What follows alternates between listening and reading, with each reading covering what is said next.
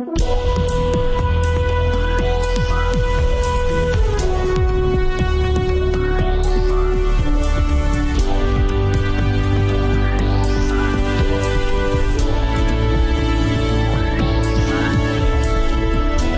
to Real Money Talks, how to make money, manage money, and invest money.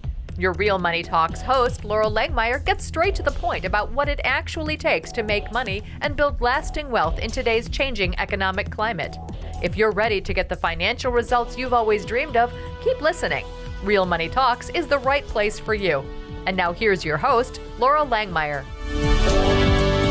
Hi, this is Laurel, and you're at Laurel's Real Money Talks podcast. And I'm here with Weldon Wulstein. He's my CFO, brilliant CPA and tax strategist. And today we're going to talk about several things, primarily the difference between trusts and then family limited partnerships. A lot of times people think they're similar, have similar use, and they're actually very different entities. So Weldon, welcome. Hi there, how you doing? Good. Thanks for having me on. So let's talk about, let's start with trusts. So what are the different kinds of trusts? And probably even before that is when in someone's life should they start considering getting a trust and getting this piece of their life organized? Well, they should actually start there. Well, let's go back a little bit because there's kind of two different trusts I want to talk about today.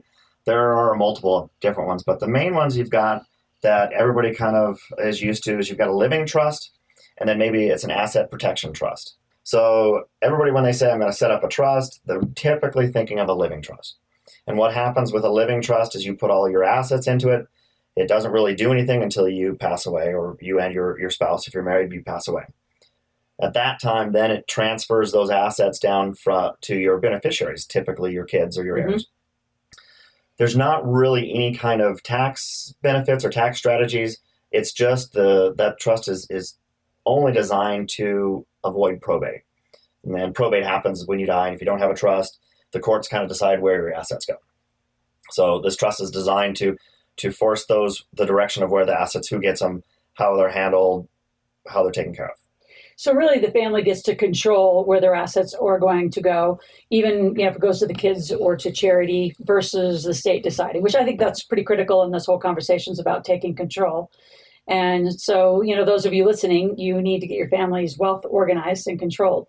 So pretty much everyone needs a revocable family trust for the most part, right? It's pretty standard. I mean, everybody should have one. You should have it as soon as you have, you start to accumulate any kind of assets or even start to have kids. I set mine up when my first daughter was born. Mm-hmm. And because I wanted to be able to control where my assets went and how much they got and who got what, because if you don't, it's really up to an attorney and a judge to decide that. Yeah. And, it's in probate, it could be some stranger come in there and say, hey, Weldon, I loaned Weldon $10,000 and he owes me this. Then, even if you didn't, you're going to have to go through this court process, which can take, 2 years to go through this court process to get any kind of assets released. And so, if you have assets sitting there, what happens if you have a crash on the real estate market? What happens if these values go down? You have no control over them because they're sitting in this court system. Where the living trust, you basically it is pretty seamless. You set up, it goes just directly to whoever you directed it in the initial setup. And so that's where you get that set up, and you have, typically it's done through an attorney that sets those up for you. And then let's talk about the asset protection sorts of trusts. What's the difference between those? So an asset protection trust, and basically what you're doing is you're taking assets that you have that you want to really protect and against any kind of creditors, against any kind of potential lawsuits. What happens is you contribute these assets to this trust. You have specific beneficiaries set up. Typically it goes to the kids or whatever. They're a lot more restrictive because you as the owner don't get to control these assets anymore. You have to assign a trustee. So you assign this trustee, and that can range from anybody. There's trustee services or somebody that is obviously besides you, and typically we recommend not even somebody in your family. It's a lot of times attorneys become these trustees. So they are the ones that actually control the assets. They are the ones that say whether you're going to buy or sell something. They have a fiduciary duty to protect the assets and protect this for the beneficiaries. Now, once the beneficiaries, reach a certain age, or, there's other triggers in the trusts. It could be, if the owners, if they pass away, or could be, again, a certain age, then these assets are actually transferred to the kids. or to whoever the beneficiaries you design. And if you do get sued, then at that point they actually can't touch the principal on the trust. So you're protecting them. So what's the taxation benefits of either just a revocable family living trust or the asset protection trusts? So again, with the asset protection trust, the taxation, you have a couple options. Typically, the trust is taxed at a certain rate, or you can, depending on how it's written, you can transfer the taxation down to the beneficiaries, and then the beneficiaries pay the tax on it. A lot of these asset protection trusts are designed and set up so that the kids or whatever the beneficiaries don't necessarily know about them. So it's something to kind of, for lack of a better term, to hide some wealth from your kids. And so then the trust would pay the tax. One of the benefits, the trust does pay a little bit higher of a tax rate, but if you're in a super high tax bracket, you can do some income tax leveling. Now the living trust, there's no tax benefits to that. It's basically a disregarded entity until you pass away.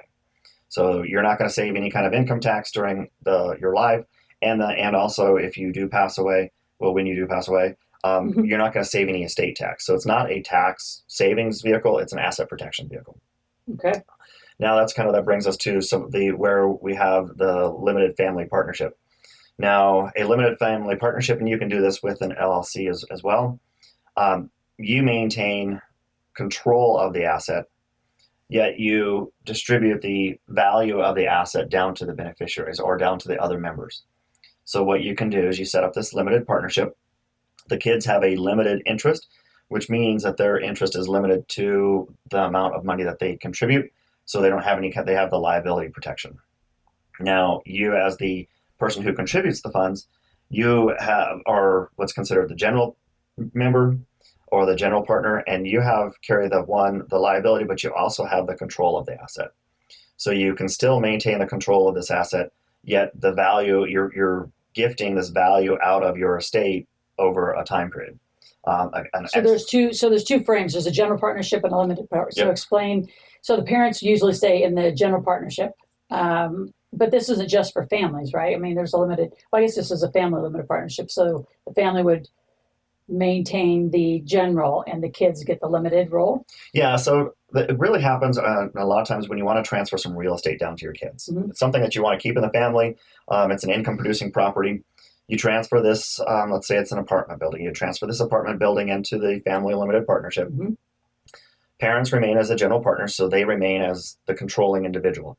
So all the management, all of the say of what happens with the income, everything as far as control stays with the parents. Now, over time, because you have that gifting exclusion, you can actually gift percentages to your kids. And so you can also gift it if they're married. I mean, you can increase that gift. So roughly $28,000 a year you can gift away and start transferring the value of your estate out of your estate. So when you do pass away, the value of this limited partnership isn't in your estate anymore. You've taken and you've transferred that asset already before you pass away. Because for the estate tax, we have a limitation on how much we can deduct, or we get a lifetime credit for the amount of transfer. And we want to make sure that we are not exceeding that transfer. So this is one mechanism to be able to give away something, yet still maintain the control.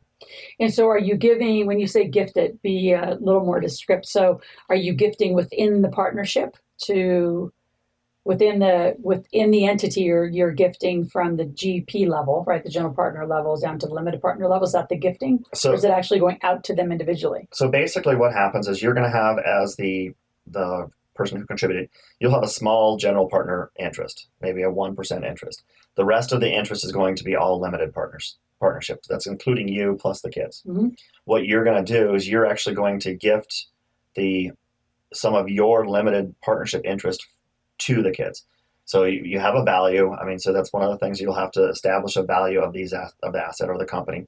And then you'll transfer a certain number of shares or a certain percentage to each one of the kids each year.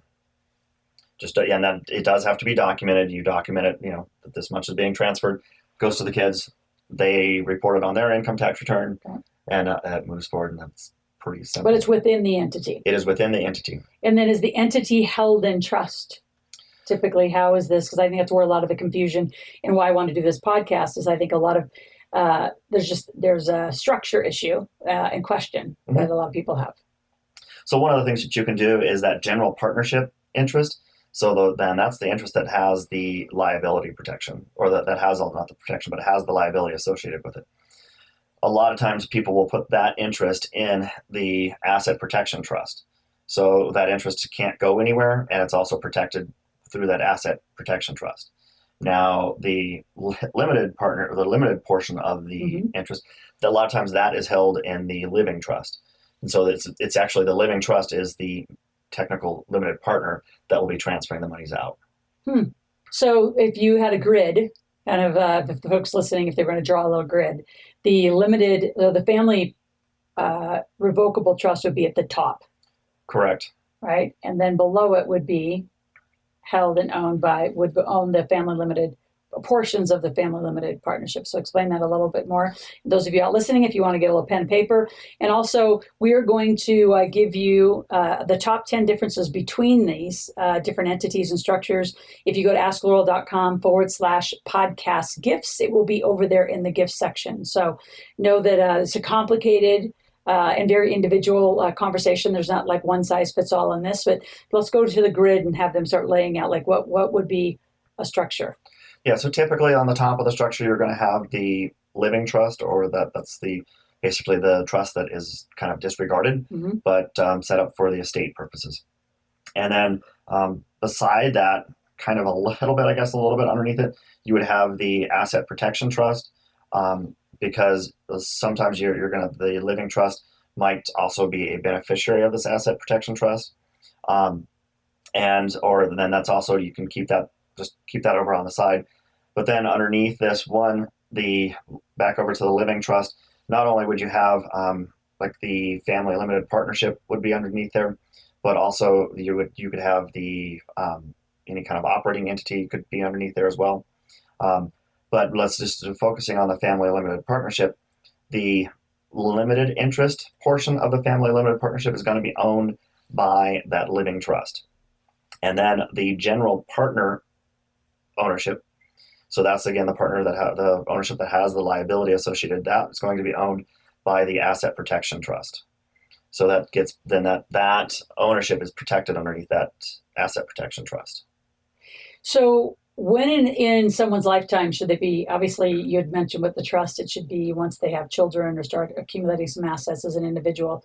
But when would does the family limited partnership grow? Is there a certain level of net worth, or is it mainly around assets that they start setting this up? What would your advice be? So typically what I suggest to a lot of my clients is when you start to accumulate any kind of income producing asset that you want to keep, and you want to keep it in the family. And again, probably the most common asset like this is a rental property. So this is where it's a great mechanism to put a rental property into there. It's earning money. It's growing. You're going to have, hopefully you should be having an increase in value, and then to be able to take the benefit of that increase in value, yet not have that established in your estate if something does happen. It's as soon as you purchase that. Again, honestly, a lot of people don't really start thinking about this until they're retiring or retired, and there's people that they retire and 2 days later they pass away. So starting this now when you're younger and you're just starting to accumulate the assets is a much better idea, because once it's set up, you get used to it. It's pretty seamless, and so it's a lot easier to manage. And is the taxation inside the family limited partnership, it's really proportional to the owners? It is. Okay. So basically, you'll be taxed on the income that is flown, that flows down to you. So obviously, as the income gets bigger and the years go on with this limited partnership, the kids are going to get more tax, because they're going to be receiving more of the income. Okay. And then another conversation I want to add into there is, and I have a lot of clients who have some confusion or really bad advice that says, why do all this when you can just have insurance? So let's add the layer of insurance in here and how that plays into this whole conversation. Yeah, insurance is great and can protect you, but insurance doesn't pay for any kind of estate tax that you would owe. And so by doing this, I mean, having that ability to be able to exit the assets out of your estate is going to save you on the estate tax.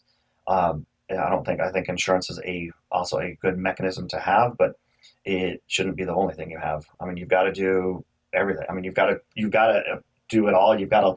And each situation is going to be different. Sometimes where there might have to be a necessity for 3 or 4 different entities set up. Mm-hmm. And, but yes, you still would need to have insurance over that. But insurance is not the end all be all for taxation. Well, because it really doesn't do much to the taxation, does it? It doesn't. It just pays out a fee at the end once you pass away. Right. So it's a cost during your lifetime. Yep. And then the other mistake that I think a lot of people make, especially I'm going to say older folks with real estate, because that's where I see it in my seminars, is I have an insurance versus a trust or a family limited partnership or even an LLC. So they'll have insurance, say, on a rental property, which doesn't protect the asset. So speak to that just a little bit as far as the difference between asset protection, taxation, estate, and family wealth building. They're completely different, but I think they get collapsed frequently. Yeah, so I mean, you have insurance on your rental property. I mean, it's going to cover it if a tree falls on it. But if you have insurance on your rental property and you get sued because you didn't clean the snow off the driveway and you really should have, and you have a 25-year-old guy that prime of his life and cracks his head and is disabled, I mean, you're going to lose your property. Insurance is not going to cover it. Correct. I mean, so because that's going to be way beyond any kind of insurance. So, and if that property is not in any kind of entity, you might not just lose that property, you might lose every property that is also in your personal name. So that's kind of the asset protection part of this, is where you take these different properties, you put them in the different vehicles where it's isolated, and so it's protecting your other assets. And using the family limited partnerships, using trusts, using these different entities, you kind of have to do a combination of everything, because that's really where you get all the protection. You have to have as many layers as possible between each different asset and in each different, and you personally. Mm-hmm. So the more layers you have, the better. All right. So those of you that are listening, it's a complicated conversation, one to lean into, not run away from. And again, when you go to asklaurel.com/podcast gifts, we will have the top 10 differences between these entities. And for those of you who are qualified, give us your name, phone number, and email. Might even be able to convince Weldon to have a consultation with you. So it's not for the babies. It's not for the beginners. What level of kind of net worth or strategy? I mean, several $100,000, $500,000. It really depends on a true one. They've got to be growing their assets. They have multiple assets, but I mean, it could be anywhere from $250,000 to $500,000 in net assets is typical where you see them. Okay. Where you can really benefit from it. So if you go to asklaurel.com, you can again ask any question that you want. We will be sourcing it to our team as required, as well as you can ask for an appointment. So we thank you for being here. Thank you, Weldon, for this conversation today. And all of you continue to stay tuned at Laurel's Real Money Talks podcast. We'll be back with another conversation shortly.